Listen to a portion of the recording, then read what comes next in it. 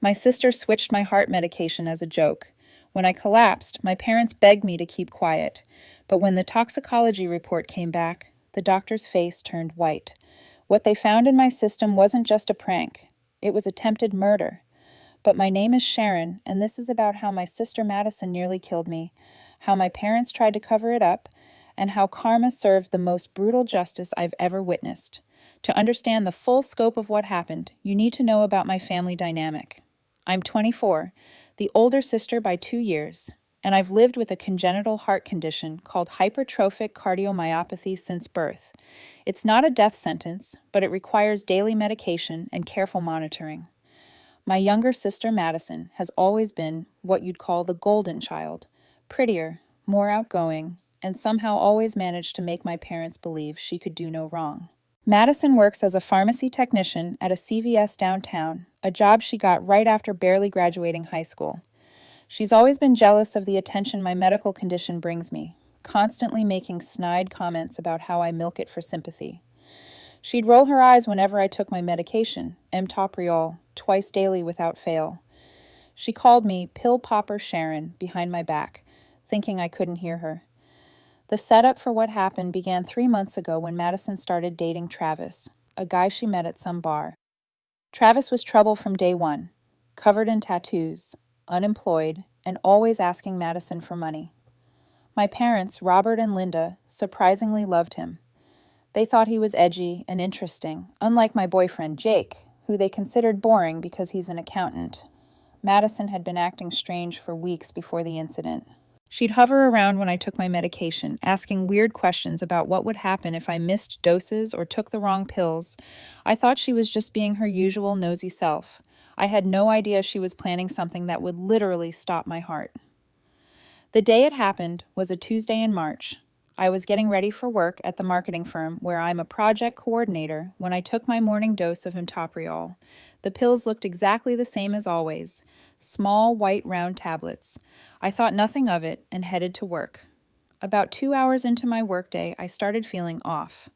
My heart began racing uncontrollably and I felt dizzy and nauseous. I initially thought it might be stress from a big presentation I had that afternoon. But within minutes, I was sweating profusely and could barely catch my breath. My coworker, Jenny, noticed something was wrong when I slumped over my desk. "Sharon, you look terrible. Are you okay?" she asked, rushing over to me. "I can't breathe properly." I gasped. Something's wrong with my heart. The next thing I remember is waking up in an ambulance with paramedics working frantically over me. One of them was saying something about my heart rate being dangerously high and my blood pressure crashing. I must have lost consciousness at work. At the hospital, Dr. Martinez, my cardiologist who'd been treating me for years, looked genuinely puzzled. "Sharon, your symptoms don't match what I'd expect from your condition, even during a severe episode. I'm ordering a full toxicology screen along with your usual cardiac tests." My parents arrived within the hour, Madison trailing behind them, with crocodile tears streaming down her face. "Oh my God, Sharon. I was so scared when Mom called." She wailed, throwing her arms around me in what everyone else probably saw as sisterly concern. But I felt her whisper in my ear, "Don't you dare say anything about your pills." That's when it hit me. Madison had done something to my medication. Dr. Martinez came back with preliminary results that made him frown deeply. "Sharon, I need to ask you something important. Have you taken any medications today other than your prescribed Mopriol?" "No," I said weakly. "Just my regular heart medication this morning." He exchanged glances with my parents and Madison, then asked to speak with them privately outside. Through the thin hospital walls, I could hear muffled arguing. My father's voice was the loudest. "This could ruin her future. She's just a kid who made a mistake."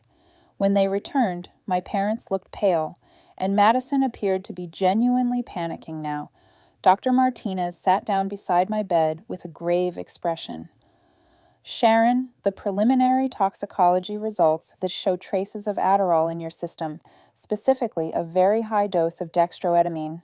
For someone with your heart condition, this combination could have been fatal. The interaction between the amphetamine and your cardiac medication caused your heart to go into what we call supraventricular tachycardia. You're lucky to be alive." Madison burst into tears. "It was just a prank. I didn't know it would actually hurt her. I just wanted to see if she'd notice the difference. My parents immediately went into damage control mode. My mother grabbed Madison's arm. Madison, stop talking right now. She turned to me with pleading eyes. Sharon, honey, Madison didn't mean any harm. She's young and stupid, but she's not malicious. Please don't make this bigger than it needs to be. My father chimed in. Think about what this could do to her career, Sharon. She could lose her pharmacy license before she even gets fully certified. The family would be devastated if this got out. I was too weak and shocked to respond properly, but the implications were sinking in. My sister had deliberately switched my life-saving medication with powerful stimulants that could have killed me, and my parents wanted me to just forgive and forget. Dr. Martinez, however, was not having any of it. I'm sorry, but I'm legally obligated to report this. Tampering with someone's prescription medication, especially in a case that resulted in hospitalization, is a serious crime. I have to involve the authorities. My parents spent the next 3 days begging me not to press charges. Madison cried constantly, insisting it was just a stupid prank and that she never intended to actually hurt me. She claimed she'd gotten the Adderall from a friend and just wanted to see if I'd get hyper like people do in college. She swore she had no idea it could interact with my heart medication. I wanted to believe her. Despite everything, she was still my little sister. Maybe I could have forgiven her if she'd shown genuine remorse and understanding of what she'd done. But then Dr. Martinez called me with a full toxicology report results, and his tone was completely different. Sharon, I need you to come in immediately. There's something very serious we need to discuss. When I arrived at his office the next morning, Dr. Martinez looked like he'd aged 10 years overnight. His usually calm demeanor was replaced with barely contained anger and concern. Sharon, sit down. The complete toxicology results came back, and what we found goes far beyond a prank. He pulled out a thick file and opened it in front of me. The blood work shows not just Adderall, but a cocktail of substances that were clearly chosen to interact dangerously with your M-topriol. My blood ran cold. What do you mean? We found traces of pseudoephedrine, caffeine pills, and phenylphrine. All stimulants that would amplify the dangerous cardiac effects when combined with your medication. This wasn't random pills thrown together. Someone researched what would create the most dangerous interaction with your specific heart condition. He pulled out printed pages that looked like internet search results. The police investigated Madison's computer and phone. They found extensive searches about drug interactions with M-topriol, specifically searches about what happens when heart patients take stimulants and how to cause heart attacks with medication. Sharon, this wasn't a prank. This was a calculated attempt to cause you serious harm, possibly even to kill you. The room started spinning. My own sister had researched how to potentially kill me and then carried it out. Dr. Martinez continued, "There's more. The pharmacy where Madison works has security cameras. The police reviewed the footage and found recordings of her stealing the medications she used.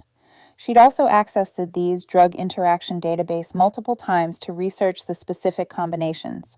The computer logs show she spent hours researching the most dangerous possible combinations. I felt like I was going to be sick, but why? Why would she want to hurt me? The police found text messages between Madison and her boyfriend, Travis. I'm sorry, Sharon, but you need to know the truth. He slid another document across the desk. They were planning to collect on the life insurance policy your parents took out on you when you were diagnosed with your heart condition. Madison was listed as a beneficiary. The pieces fell into place with horrifying clarity. Madison and Travis had planned this whole thing as a way to get money. My sister had literally tried to murder me for an insurance payout. When the police arrested Madison at work 2 days later, the entire plan unraveled. Travis immediately flipped and provided evidence of their scheme, including recordings of Madison talking about how easy it would be to make my death look like an accident related to my heart condition. My parents were devastated, but their reaction made everything worse. Instead of being horrified that one daughter had tried to kill the other, they were more concerned about the family's reputation and Madison's future. Sharon, she's going to prison. My mother sobbed. Your own sister is going to prison because you couldn't just forgive her mistake. Mistake? I couldn't believe what I was hearing. Mom, she tried to murder me for insurance money. My father stepped in with his usual logic. Even if that's true, she's still family. Families protect each other. You're alive, and that's what matters. Dragging this through the courts will destroy all of us. That's when I realized my parents would never truly have my back. Their golden child had attempted murder, and they still wanted me to be the one to make sacrifices. Before the trial even began, the media circus started. Our small town of Millbrook had never seen anything like this.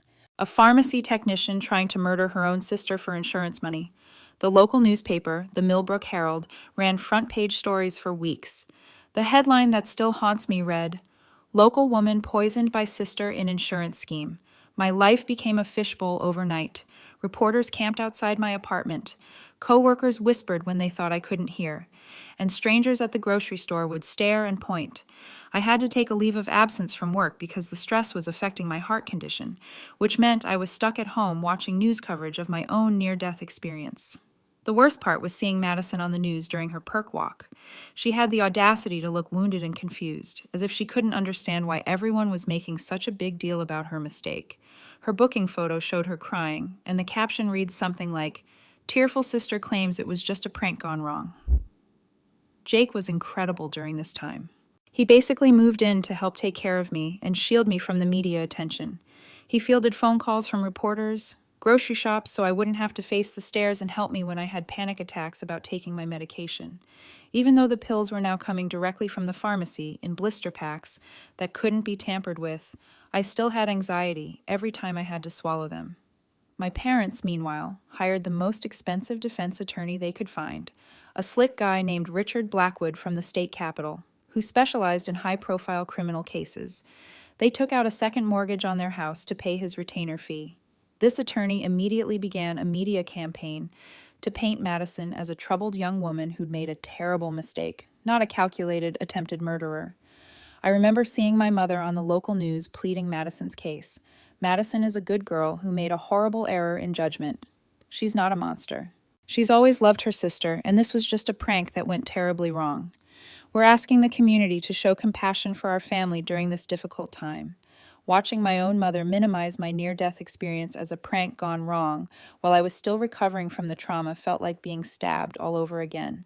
The preliminary hearings were brutal. I had to testify about what happened, reliving every moment of that terrifying day when my heart nearly stopped.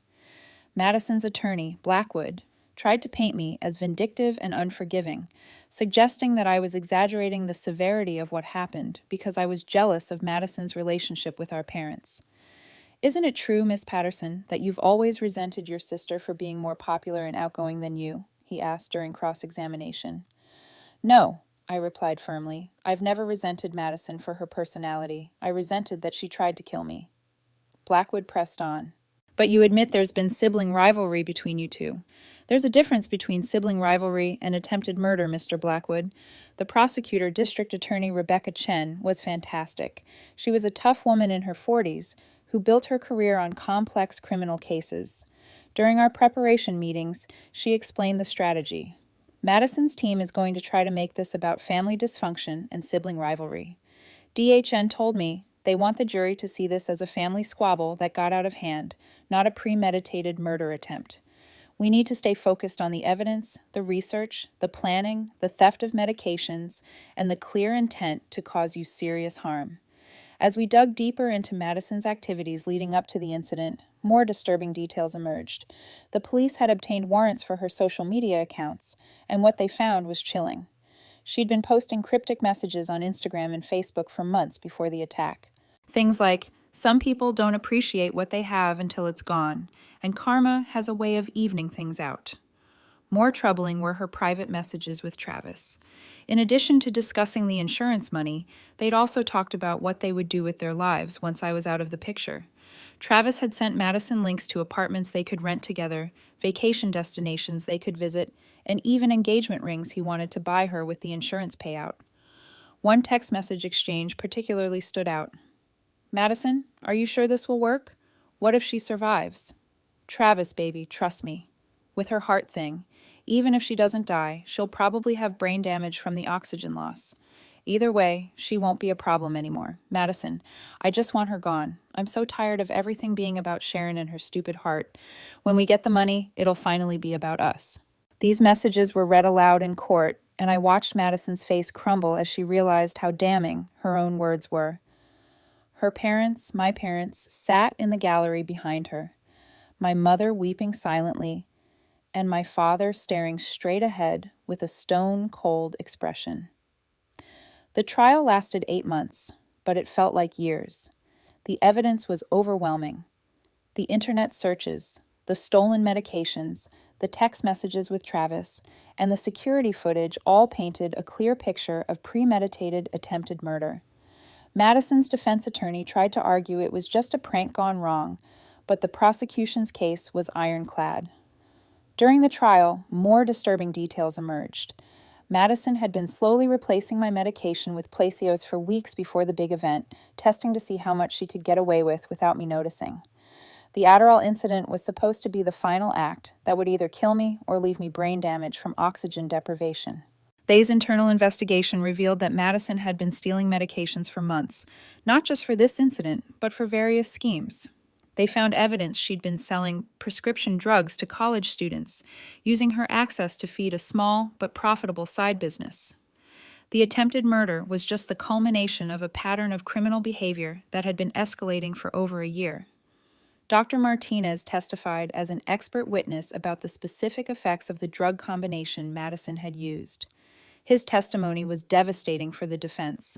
The combination of medications found in Miss Patterson's system was not random, he explained to the jury. Each drug was specifically chosen to amplify the other's effects on someone with hypertrophic cardiomyopathy. This level of pharmacological knowledge required research and planning. Someone simply grabbing random pills from a medicine cabinet could not have achieved this precise and dangerous combination. When asked about the potential outcomes, Dr. Martinez was blunt. If Miss Patterson had taken even one more pill, or if she had been alone when the cardiac event occurred, she would have died. The combination was designed to cause maximum cardiac stress while maintaining plausible deniability. It would have looked like a tragic accident related to her pre-existing condition. The most damaging testimony came from Madison's former co-worker at the pharmacy, Angelo Rodriguez. Angela testified that Madison had asked her multiple questions about drug interactions and had specifically inquired about what medications would be dangerous for heart patients. Madison asked me what would happen if someone with a heart condition accidentally took the wrong medication. Angela testified. She said she was asking for a friend whose sister had heart problems. I thought she was just being curious about pharmacy work, so I explained about contraindications and dangerous drug interactions. I had no idea she was planning to use that information to hurt someone. Angela also revealed that Madison had asked her to cover shifts specifically on days when certain medications were being delivered to the pharmacy. This allowed Madison to steal the drugs she needed without being detected by the automated inventory system. The testimony that broke my heart the most came from our family friend, Mrs. Henderson, who had known Madison and me since we were children. She testified about conversations she'd had with Madison over the years about feeling overshadowed by my medical condition. Madison told me she felt like Sharon got all the attention because of her heart problems. Mrs. Henderson testified tearfully. She said she felt invisible in her own family. I told her that wasn't true, that her parents loved both girls equally, but she seemed convinced that Sharon's medical needs made her the favorite child, Mrs. Henderson continued. I never imagined those feelings of jealousy would lead to something like this. Madison was always a sweet girl, but she had a mean streak when she felt wronged. I should have said something to their parents, but I thought it was normal sibling rivalry. Travis's testimony was particularly revealing about their relationship dynamic and how the murder plot developed. He admitted that he had initially suggested the insurance scheme after learning about my heart condition during a family dinner. Madison was complaining about how her parents spent so much money on Sharon's medical bills and how Sharon would probably inherit everything because of her condition. Travis testified under immunity. I mentioned that life insurance pays out a lot for accidental deaths, and Madison got this look in her eyes like I just solved all her problems. Travis described how Madison became obsessed with the idea over several weeks. She researched my medication schedule, learned about my daily routines, and even tried to find out if I had any other medical conditions that could be exploited. She was meticulous about it. Travis continued. She made spreadsheets about drug interactions, timed how long it took paramedics to respond to different areas of town, and even researched which hospitals had the best cardiac units. She wanted to make sure that if Sharon survived, there wouldn't be any permanent evidence of what had happened. The prosecution also presented evidence of Madison's internet search history, which painted a picture of someone who had been planning this for months.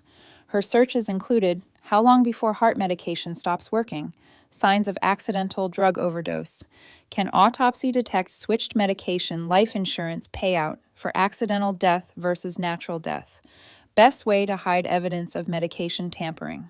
The defense tried to argue that these searches were just Madison being curious about my medical condition and trying to understand what I was going through. But the specific and systematic nature of the searches, combined with the timeline that coincided with her stealing medications from work, made it clear this was research for criminal activity.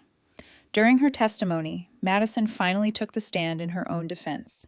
This was against her attorney's advice, but she insisted she needed to tell her side of the story. What she said during 3 days of testimony only made things worse for her case. Madison claimed that she had initially only intended to make me sick, not kill me. She said she thought if I had a minor cardiac episode, our parents would finally see how fragile I was and would stop expecting so much from me in terms of family responsibilities and achievements. I just wanted Sharon to understand what it felt like to not be perfect for once. Madison testified. She always got praise for being strong and handling her condition so well. I thought if she had a little scare, maybe Mom and Dad would baby her for a while. That could get some attention too. But under cross-examination from DHN, Madison's story fell apart completely. Miss Patterson, if you only intended to make your sister a little sick, why did you research fatal drug combinations? DHN asked. I wanted to make sure I didn't accidentally give her something that would actually hurt her, Madison replied weakly. But your internet search history shows you researching lethal doses of heart medication and how to cause heart attack in young person. How does that align with your claim that you only wanted to make her a little sick? Madison broke down crying on the stand. I don't know. I was confused and angry, and Travis kept pushing me to think bigger. I didn't really want to kill her. Miss Patterson, you sent a text message to Travis saying, and I quote, "Once Sharon's gone, we'll have everything we ever wanted." How do you explain that? Madison's composure completely cracked. I was just fantasizing. I didn't mean it literally. The jury deliberated for less than 4 hours. When they returned with guilty verdicts on all counts, attempted murder in the first degree, theft, and conspiracy, Madison collapsed in her chair. My parents rushed to comfort her while I sat in the victim section, finally feeling like justice might actually be served. Travis testified that Madison had said she was tired of Sharon, getting all the attention and money from Mom and Dad because of her stupid heart thing. She felt entitled to the insurance money and saw my medical condition as an opportunity rather than something deserving of sympathy. Madison was ultimately convicted of attempted murder in the first degree and sentenced to 15 years in prison. Travis received 7 years as an accessory. The judge called it one of the most callous and premeditated attempts at fratricide he'd ever seen. But here's where the story takes an interesting turn, because karma had its own plans for my family. The sentencing phase was where things got really ugly between me and my parents. During victim impact statements, I spoke about how the attempted murder had affected every aspect of my life, my health, my ability to trust people, my career, and my relationships. I talked about the panic attacks I now had when taking medication, the therapy I needed to process the trauma, and the way I now looked at every pill bottle with suspicion and fear. My parents, however, chose to use their opportunity to speak at sentencing, to plead for leniency for Madison. My mother stood up and addressed the judge directly. Your Honor, Madison is not the monster the prosecutor has painted her to be. She's a troubled young woman who made a terrible mistake. She was influenced by a manipulative boyfriend and was dealing with untreated mental health issues. She's already lost everything: her job, her freedom, her reputation. Please don't take away her entire future for one moment of poor judgment. I couldn't believe what I was hearing. Even at sentencing, after months of evidence showing that Madison had planned to murder me, my own mother was still minimizing what had happened and asking for mercy for my attempted killer. My father followed with his own plea. Judge, our family has been torn apart by this tragedy. We've already lost one daughter to prison. Please don't make her sentence so long that we lose her forever. Madison has learned her lesson, and with proper treatment and supervision, she can become a productive member of society again. When the judge asked if I wanted to respond to my parents' statements, I stood up and spoke directly to them, not the court. Mom, Dad, I am your daughter too. I am the one who almost died. I am the one who now lives in fear every single day. But throughout this entire process, you have shown more concern for Madison's future than for my life.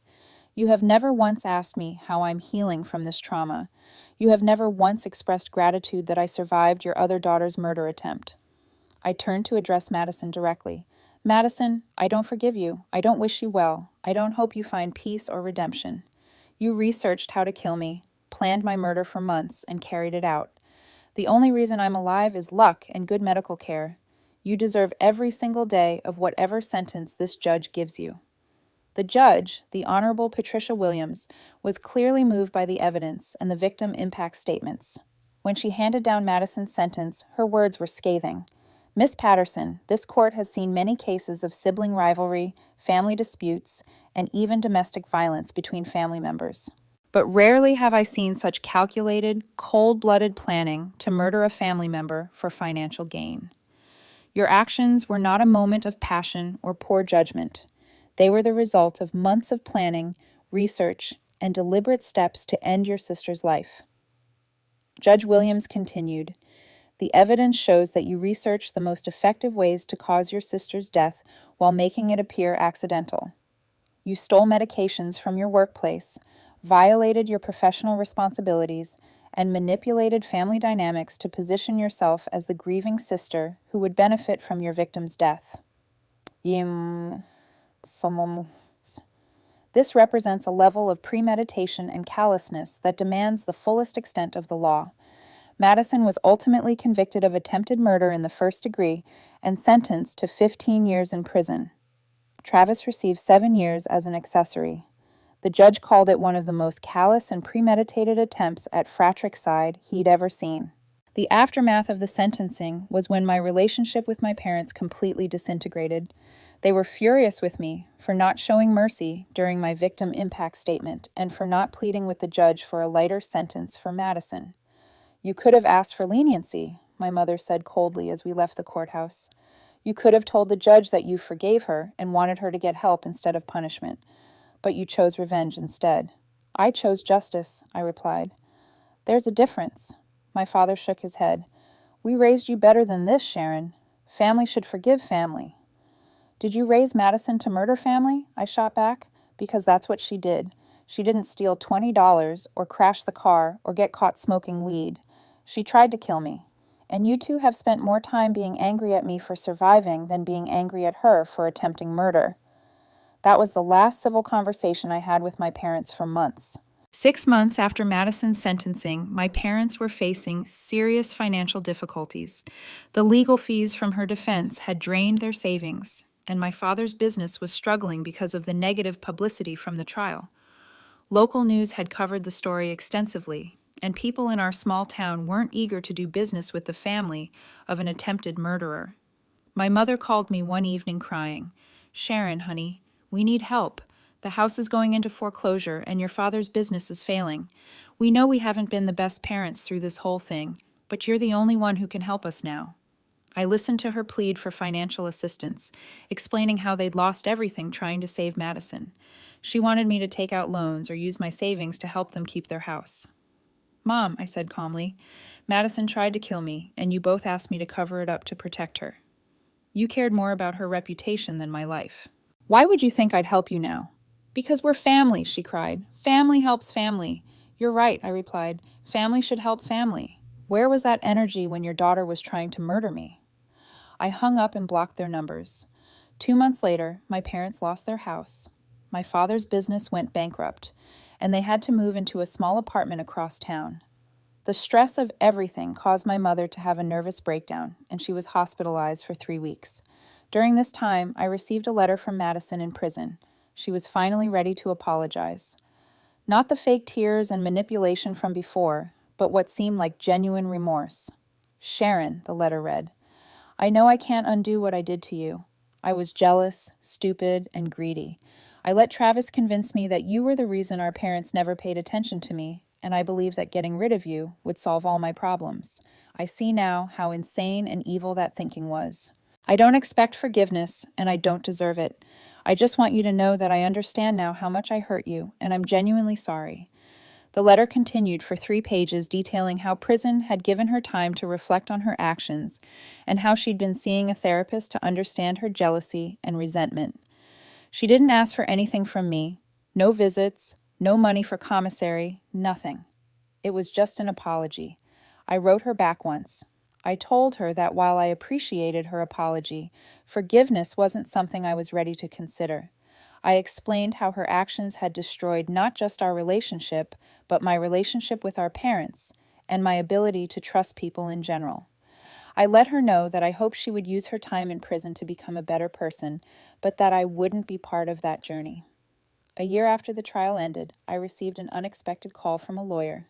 Apparently, my parents had listed me as the beneficiary on their life insurance policies years ago and had never changed it. My father had suffered a massive heart attack.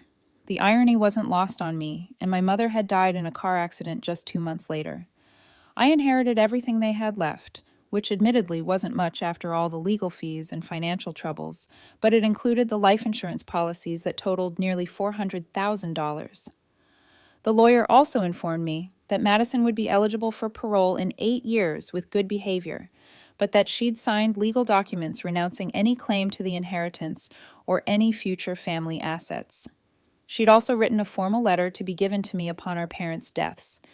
In that letter, Madison wrote, "Sharon, I know that our parents' deaths must be devastating for you, and I'm sorry you're dealing with this alone. I also know that the money you're inheriting is money that I tried to steal from you through murder. I want you to know that I sign away any rights to it freely and without resentment. I hope you use it to build a good life for yourself, far away from the pain that our family caused you. You deserve better parents and a better sister than what you got. Today, 3 years after the trial, I've rebuilt my life completely. I moved across the country to Seattle, used part of the inheritance to buy a small house, and started my own marketing consulting business. Jake and I are engaged now, and he's been incredibly supportive through everything. I still take my heart medication every day, but now I have a locked medication box that only I have the combination to. I've had to work through a lot of trust issues with a therapist, but I'm getting better. Madison has 7 more years on her sentence. I've heard through mutual acquaintances that she's been a model prisoner, earned her GED, and is working toward a college degree through a prison program. Part of me hopes she really has changed, but I have no intention of finding out personally. Sometimes people ask me if I feel guilty about not helping my parents when they were struggling financially, or if I regret not showing Madison more forgiveness. The answer is no on both counts. My parents chose to protect my attempted murderer over their victim. They valued Madison's future over my life and my safety. When the consequences of that choice came back to haunt them, I felt no obligation to shield them from those consequences. As for Madison, attempted murder isn't a mistake or a momentary lapse in judgment. It's a deliberate choice to value your own desires over another person's life. The fact that she's my sister doesn't change that or obligate me to forgive her. I've learned that family isn't about blood relations or shared genetics. It's about people who value your life and well-being, who protect you when you're vulnerable, and who celebrate your successes instead of resenting them. By that definition, Jake is more family to me than Madison or my parents ever were. The most twisted part of this whole experience is that Madison got exactly what she claimed to want: all of my parents' attention and resources. They spent their savings, their health, and ultimately their lives dealing with the consequences of her actions. She just had to destroy her own life and nearly end mine to get it. I don't know what the future holds, but I know it doesn't include the people who tried to kill me with the people who try to cover it up. Some bridges are meant to be burned, and some family ties are meant to be severed. 3 years later, I'm not the same person I was before Madison switched my pills. I'm harder, more cautious, and slower to trust, but I'm also stronger, more independent, and absolutely certain of my own worth. I know now that I don't have to accept mistreatment just because it comes from family, and I don't have to set myself on fire to keep other people warm. Madison wanted to see me disappear so she could take my place as the center of attention and the recipient of our parents' resources. Instead, she disappeared into prison. Our parents destroyed themselves trying to save her, and I inherited the life she thought she was entitled to. Sometimes the best revenge is just living well, while the people who tried to destroy you face the natural consequences of their choices. Madison will spend the next 7 years thinking about how her jealousy and greed cost her everything, while I build the life she tried to steal from me. And honestly, that feels like justice too.